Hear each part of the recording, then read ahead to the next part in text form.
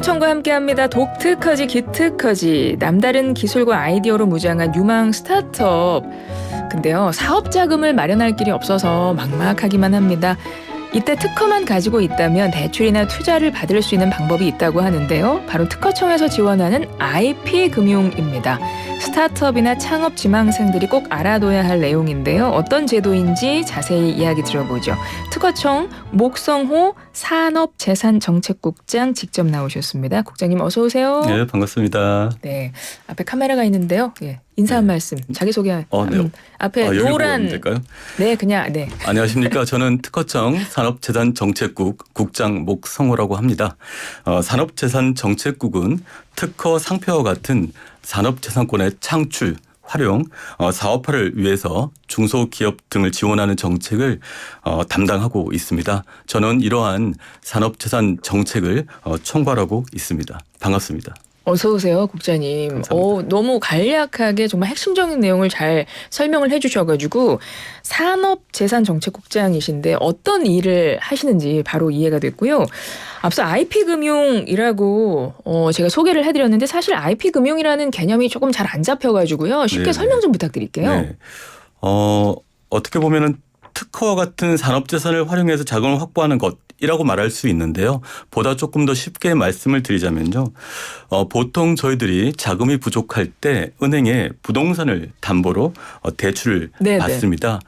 이런 부동산 대신에 특허권을 담보로 대출을 받는 것, 이것이 이제 IP금융의 하나의 예가 되겠습니다. 그렇군요. 그러니까 특허를 담보로 대출을 받는 거네요. 그렇습니다.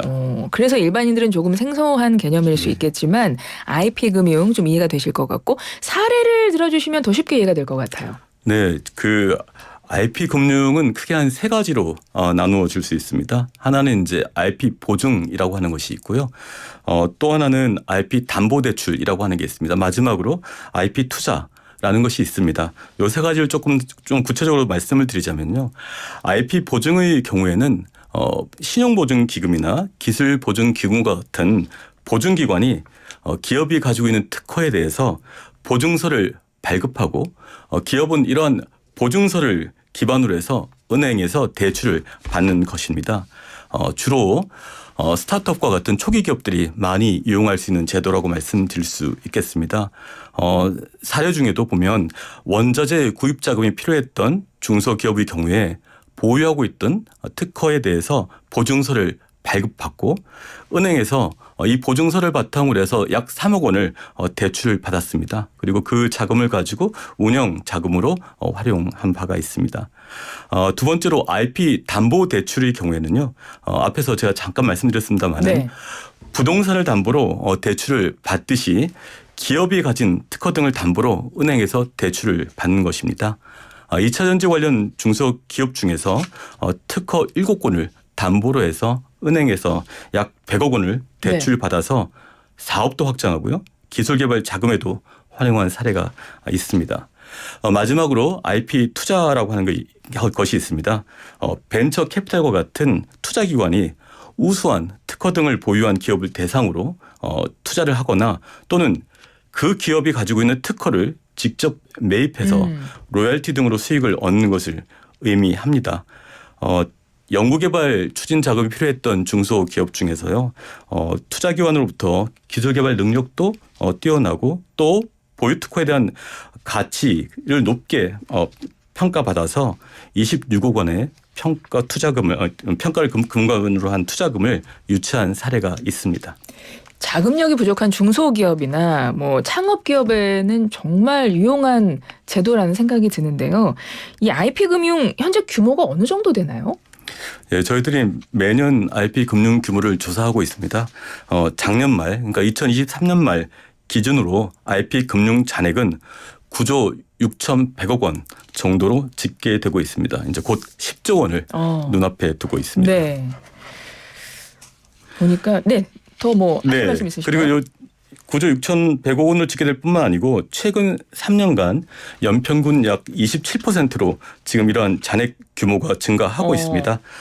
그 얘기는 계속 이 IP 금융 자체가 혁신 기업에 있어서 굉장히 중요한 자금 조달 수단이 되고 있다라고 말씀드릴 수 있을 것 같습니다. 네, IP금융이 점점 성장하고 있다 이 말씀이신 거예요. 네, 그렇죠? 그렇습니다. 뭐 중소기업이나 창업 지금 하시거나 창업 관심 있는 분들은 좀 지금 되게 귀 기울여 들으실 것 같습니다. IP 금융에 대해서 오늘 특허청에서 국장님이 직접 나와서 설명을 해주고 계신데요.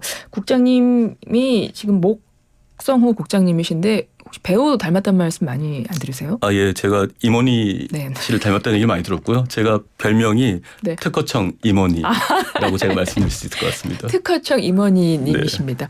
반갑습니다. 아니 저는 이제 그 임원희 씨를 제가 이제 좋아하는 배우기도 하고 요즘 활발히 활동하기도 하신데 사실 지금 국장님께서 저는 임원희 씨보다 훨씬 더 멋있으신 것 같습니다. 아유, 감사합니다. 네, 보이는 라디오로 임원희 씨 청취자 죄송합니다. 여러분, 보이는 라디오로 청취자 여러분 좀 봐주세요. 지금 특허청에서 임원희님께서 나와서 IP 금융에 대해 설명을 해주고 계십니다.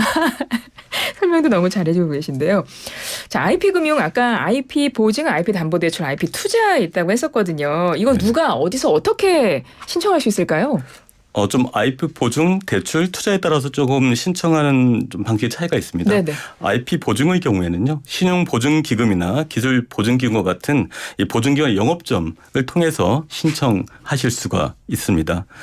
그리고 IP 담보대출의 경우에는 특허청과 협약을 맺은 한 10개의 은행이 있습니다. 그러한 은행의 영업점에서 대출 상담을 받고 접수하실 수 있습니다. 마지막으로 IP 투자의 경우에는요, IP 펀드를 운영하고 있는 투자기관에서 기업의 IP를 보고 투자 여부를 이제 결정합니다. 그래서 결국은 이 IP 펀드별로 어떤 주요 투자 대상이 무엇인지를 보시고 직접 펀드 운영사에 연락을 해서 투자 가능성을 타진해 보셔야 되는데요. 이러한 그 주요 투자 대상이라든지 또는 투자기관이 어디가 있는지에 관해서는 현재 특허청 홈페이지에서 확인하실 수가 있습니다. 알겠습니다. 특허청에 들어가셔서 한번 확인해 보시면 좋겠고요. 오늘 말씀은 여기까지 듣겠습니다. 특허청 임원희 목성호 산업재산정책국장이었습니다. 고맙습니다. 네, 감사합니다.